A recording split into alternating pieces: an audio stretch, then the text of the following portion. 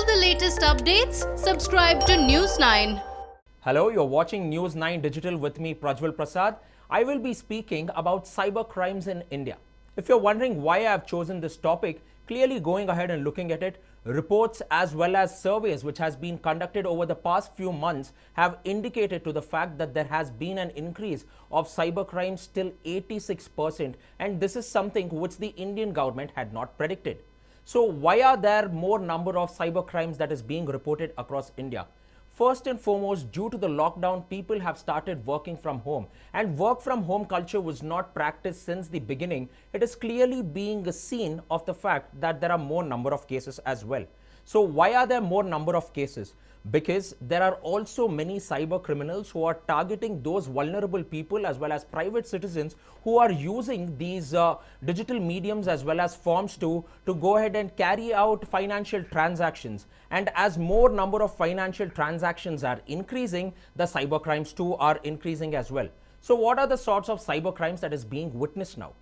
In the name of donations, many people are coming up with phony websites in the name of PM CARES funds, and 8,000 complaints has been received by the Home Ministry of India so far, saying that they have been swindled to the tune of lakhs of rupees for those Indians who are staying in India as well as abroad too, because they are using this medium to go ahead and take money from them. So therefore, the Ministry of Home Affairs has clearly gone ahead and issued a guideline saying that the Prime Minister Relief Care or the PM CARES fund has a specific bank account number as well as an IFSC code too, and if these numbers are varied or if there is any other different number that is being seen, then all that the people will need to do is ignore this and report to the cybercrime centers of India.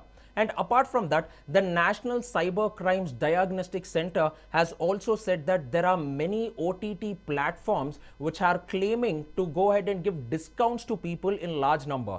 Two of the main OTT platforms that is being used in India, Netflix and Amazon Prime, had gone ahead and stated that they will be giving initial offers for the people of India, which many of the consumers brought in. But later, many of the other fake websites started cropping up, giving more offers, saying that only for 999 rupees per month or per year, they could go ahead and avail these platforms too. Because on an average or a day-to-day basis, if you're looking at the sort of money that these platforms charge, they will be charging anywhere between 900 rupees to 1,500 rupees per month for the subscription, leaving out Amazon Prime, which has given it at a rate of 999 rupees for every year for the initial subscriptions that was offered. So many people started clicking on these fake links, and in this procedure, their bank numbers, their account numbers, their IFSC codes and CVV numbers were all registered, and later they too were also taken for a ride by these cyber criminals, and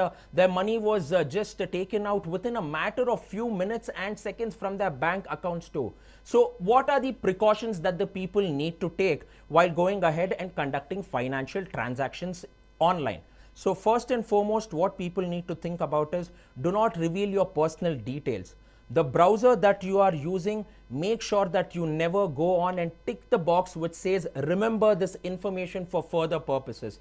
And thirdly, also always make sure that your IP address is protected at all points of times. Make sure that there is also secure defense mechanism on your computers or laptops while working on them. Thank you for watching.